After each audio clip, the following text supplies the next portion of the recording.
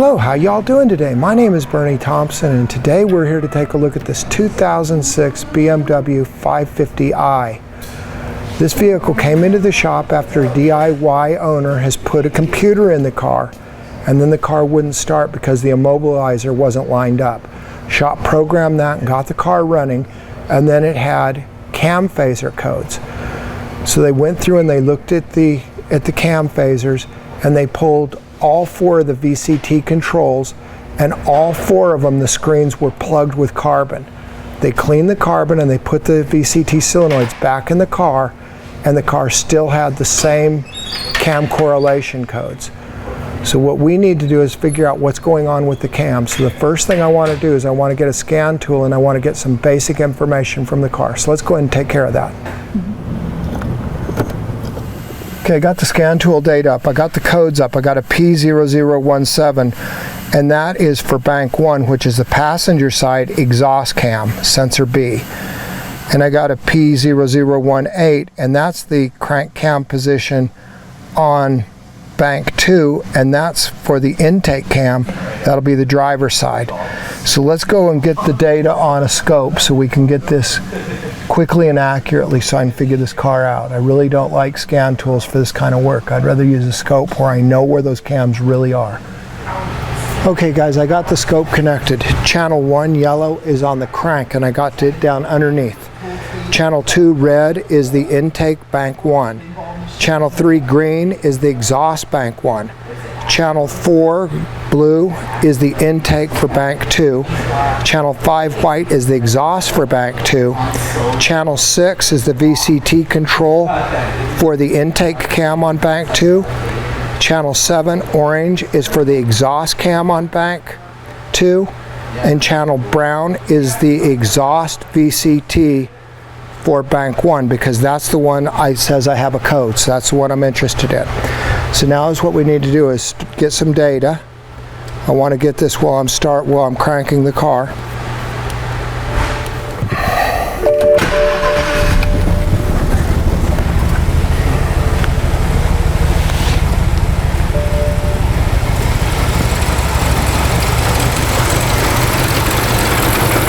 Okay guys, what we want to look at is we want to look at right where we started this thing, right in here.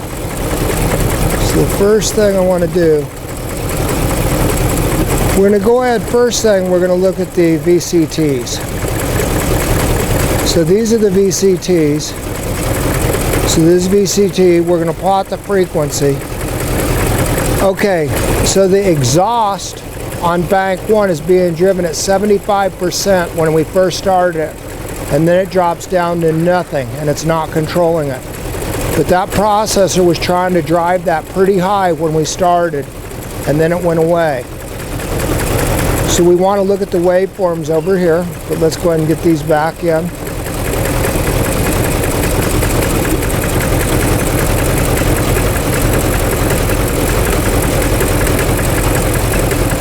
A really good place to look for a loose chain is when we first crank it.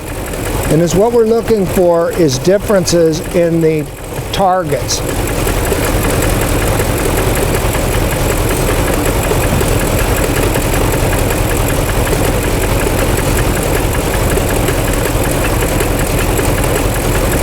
So this target is smaller in this one than these.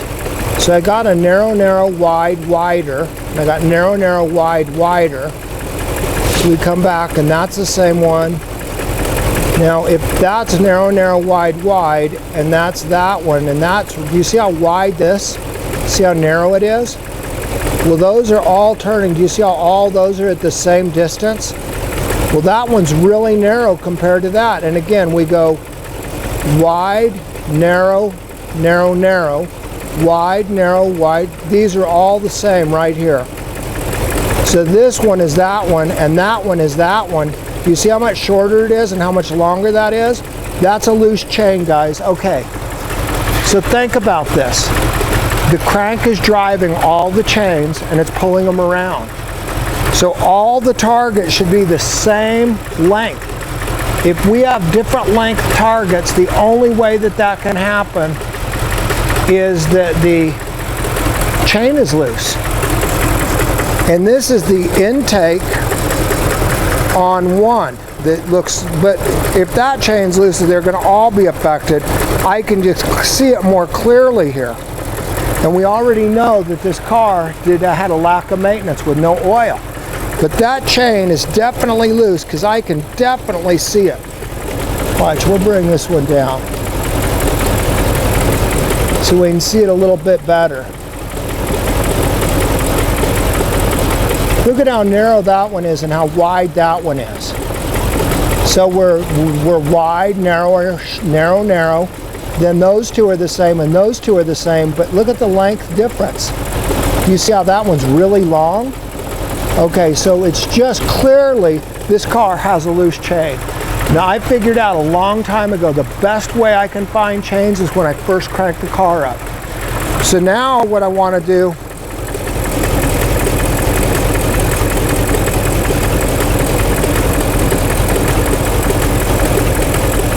we want to look at the rest of these.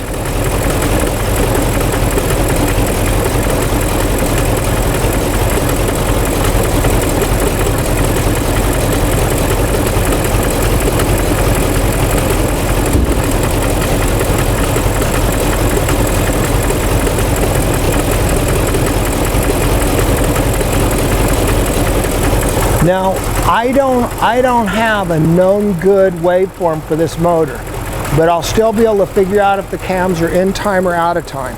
So let's just look at this.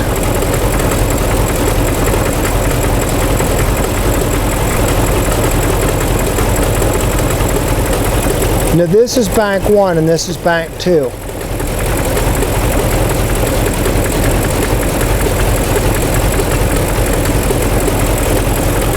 Now do you see how these are all lining up?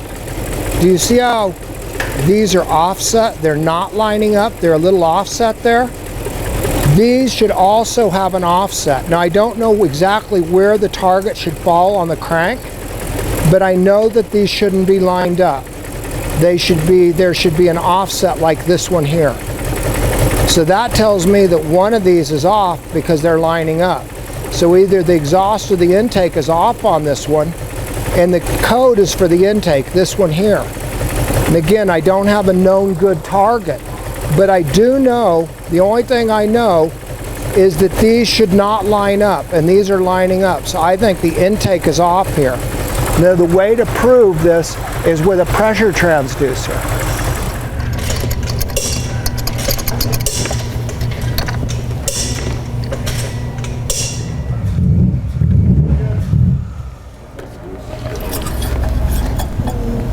We're going to use a tailpipe pressure transducer so we can see the tailpipe pressure pulses and match those to the in-cylinder waveform. Okay, so I got a 300-pound pressure transducer in the cylinder. I've got a 30 inches of mercury on the intake, and I got a tailpipe pressure transducer in the tailpipe. So now let's go ahead and set the scope up. So we want to just push the PSI button. So what that'll do is it automatically loaded the pressure transducers and zeroed them. So now let's go ahead and start this car up and see what we got.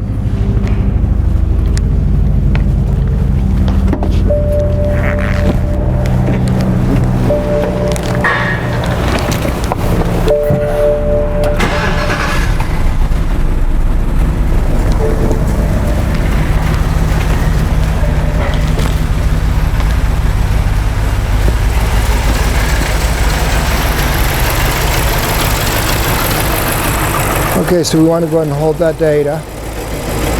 We want to take the zoom window and we want to come in here. This is the pressure waveform right here. We get our cursors, mark through the tower of the peak of each tower.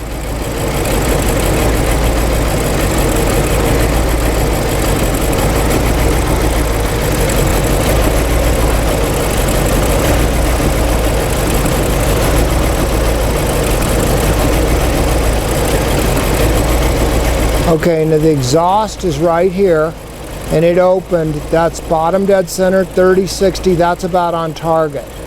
The intake looks like it opened way early. So this is 360, and that's where this should drop, is over here at the 360 mark, this mark. But we're quite a ways off. We're almost 60 degrees off where that fell. Now this waveform is a little off. So what I want to do is, this car has Valvetronics. Now when you have Valvetronics, the valve at idle is only opening like 50 thousandths of an inch. If I unplug the Valvetronic motor, it will default and the throttle will be used like a regular car, and the valve will open a half an inch. So let me shut this off, and we're going to unplug those. We'll unplug both of these right now because we want to check this bank too, but I'm going to check this one first. So these are the Valvetronic motors, and what this does is drive the eccentric shaft. And the eccentric shaft is moved inside the valve cover, and it changes the rocker ratio. So they can move the valve from very small, 40 thousandths of an inch opening, to half an inch. As soon as you unplug this, there's a spring, a default spring, that moves the eccentric shaft back to a default position. Now the eccentric shafts will open. They'll let that valve open a half an inch, and the throttle valve is going to close where we have vacuum. So let's go ahead and get another waveform here.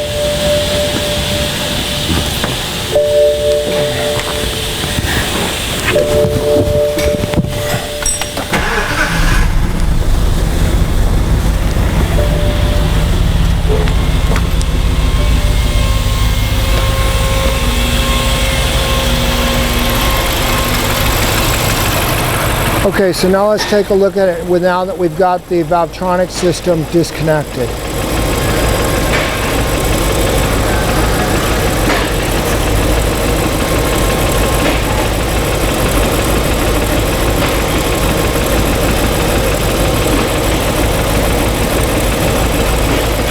So now we see this is a much cleaner waveform.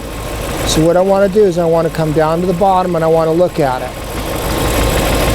Now right here is where we're opening that valve, and it's falling, and the whole ramp is falling before the 360 point. This shouldn't start to fall until the 360 point, and we should fall, the whole fall should happen before 30 to 60 degrees after, really by 45 degrees. This is way early. This is like 60 degrees too early. Now what that's telling me is that's like 4 teeth off. That's a lot, guys. That's a lot of movement that it's off. Okay, now the cam is advanced. It went to the left. The intake is advanced, and the other side of this is over here. Do you see where this comes all the way down over here? I can see this falling, falling, falling, and right over here, it's flat. Well, that is 30. This should be opening at 60. That's at least 50 degrees off. And this is like 50 degrees off. So we have the cam definitely moved to the left, which means that cam is advanced. Now one thing that we want to make sure of, because if they take this apart and we know that it was all carboned up, I want to make sure that the phaser can work. But when they tried to operate this phasing system through the scan tool, it won't allow the phaser to work because it sees the cams are all screwed up, so it won't even move them. So we need to move the phasers so we can see what's happening. Here's the intake VCT, and I'm in the control wire. So this is the scope, and this is the wire I'm going to use to control it with. So now I'm going to apply a ground to that VCT, and we're going to see if we can move the cam or not. Okay guys, in order to do this, one, you need to put a throttle stick on it so you've got the idle up. So I need to know what to set the scope up to drive the VCT. So this is the computer driving the VCT. So what I'm interested in is to get the right frequency. So here we got about 250 hertz. So now I know what to set that up. So I'm going to come back over here, and we're going to take the frequency, and we know that it runs at 250. We'll put 250 in. I don't want a time limit because I just want to be able to run it.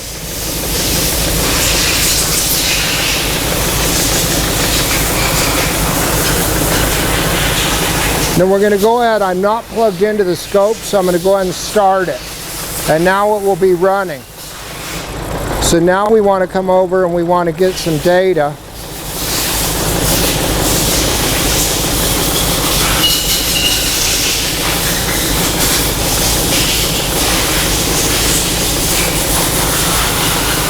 So this is the compression. Now is what I want to do is plug this in.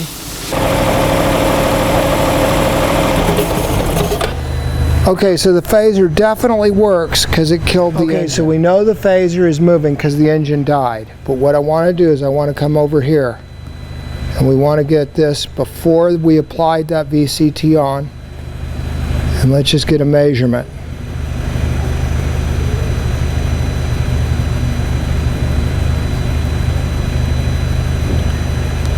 So here's my waveform. This is where the cam opens, so let's measure that. We'll go to top dead center. We measure where it started to fall, right there. We're about 53 degrees. So now we'll go over here and we're going to get where we applied the VCT and the car died.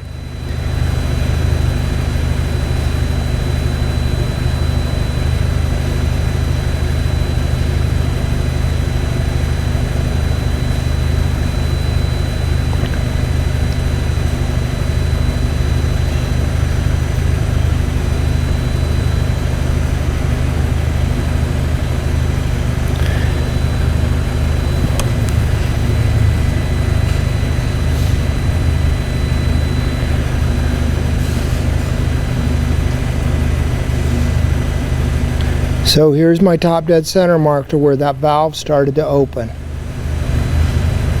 So we can see that we went to 73 degrees. So we moved 20 degrees or so. The other thing I want to do is I want to turn the intake on. Now if we come in on the intake and we blow this up, we'll see that right when that valve opened, do you see how the intake dropped here? Now right here, that's where the valve opened. We marked it on the in-cylinder pressure, but I can also see that drop in the intake pressure. So what that shows me is the VCT is active and moving, so it's not all carboned up and stuck. You really need to test this stuff before you pull the car down so you know what you're trying to repair. So right now we know the chains are loose and we know the chain has jumped 3 to 4 teeth. The chain is off 3 to 4 teeth and the phaser is functional. So the phaser isn't stuck and it's causing my problem. It's actually the chain that's moved. It must have jumped and we know it's loose. So now when they go into this car, we know that it's going to need a chain assembly at least, and maybe the tensioners because it's loose, or guides, and we know the phasers are working, so they won't need to replace those phasers. They are functioning at this time. Put it on. Okay, so I've moved the 300-pound pressure transducer, the in-cylinder, from cylinder 5 to cylinder 1. Now I'm going to check bank 1. This one said I have a code for the exhaust, so we're trying to see if the exhaust is in or out of time. So let's go ahead and start the car and get some data.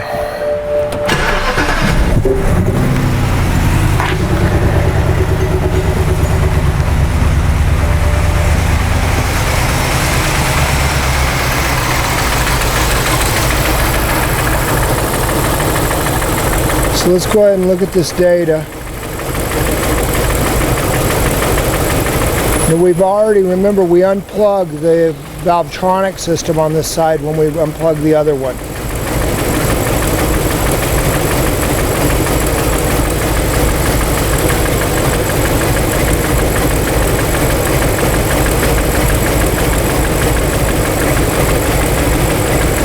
Okay, now the exhaust cam looks in time on this one. And notice how the intake cam is timed better as well. Let me move this down so we got our markers. Okay, so the intake valve is closing at 60 up, and it's opening just a little bit before the top dead center mark. The other one was opening almost at 60 over. It was way over here when that intake dropped. Notice the intake opened a little before top dead center and fell, and the whole fall is over at the 30. The whole fall was before the 360 point on the bank with the intake out. Now the exhaust cam looks about right. So let's go ahead and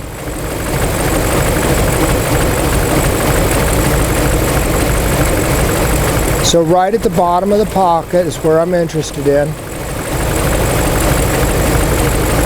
So we're going to measure from the brake to the bottom of the pocket, and basically that's 52 degrees.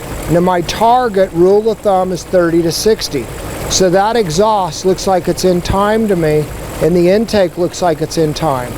Where the other bank 2, the intake was clearly out.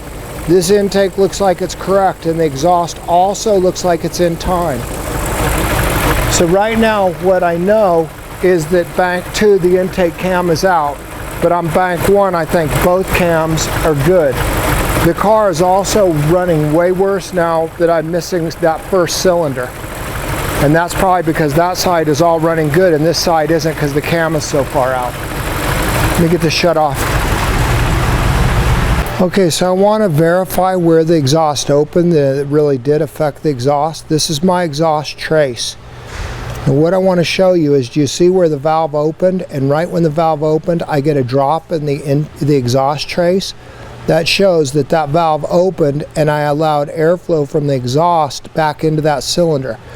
So this drop, this is in a negative pressure, and when I went negative, the tailpipe went into a negative pressure as well, showing that right at that point I did open the valve. So I'm opening the valve at the right time, target, and the intake also is doing okay. So what that tells me is the intake and exhaust cams on bank 1 are fine. Now we know that the bank 2, the intake is out, but the exhaust was correct.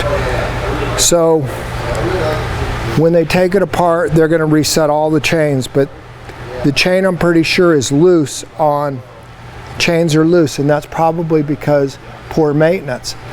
They've let the oil go so long that it totally carboned the screens for the VCT. So all those chains got to be all nasty and stretched as well. And I think the chain stretched so far that when they clean the VCT and put it back in, then we can actually get some advance on the cams, and we might even jump the chain further. They said that once they did the VCT, the car ran worse. Okay guys, what I want you to take away from this video is you can't always get a known good cam and crank waveform. On this car, I don't have it, so I have to figure out another way I'm going to fix it. With pressure transducers, it is an absolutely fantastic way to find out if your cams are out of time or not. That way I've got the waveforms and I can look at those, make sure they're all okay. But to actually time them to the crank, if I don't have a known good, you can't do that. But I can put a pressure transducer in the cylinder really quick and I can check the cams to see if they're in or out of time. As you can see, we could quickly found that bank 2's intake is out of time. So now we know what we need to do, and we can also test phasers. Always remember that if you've got codes for your cams, the scan tool is not going to let you move those cams. As soon as the computer sees there's a problem, it doesn't want to allow cam movement. But you can still move them, but be really careful with holding them on with a ground.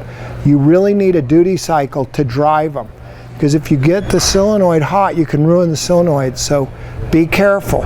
It's always best to set them up with a duty cycle just like it's going to run. The eSCOPE allows that to happen. If you guys use scopes, you too will have good troubleshooting in your bays.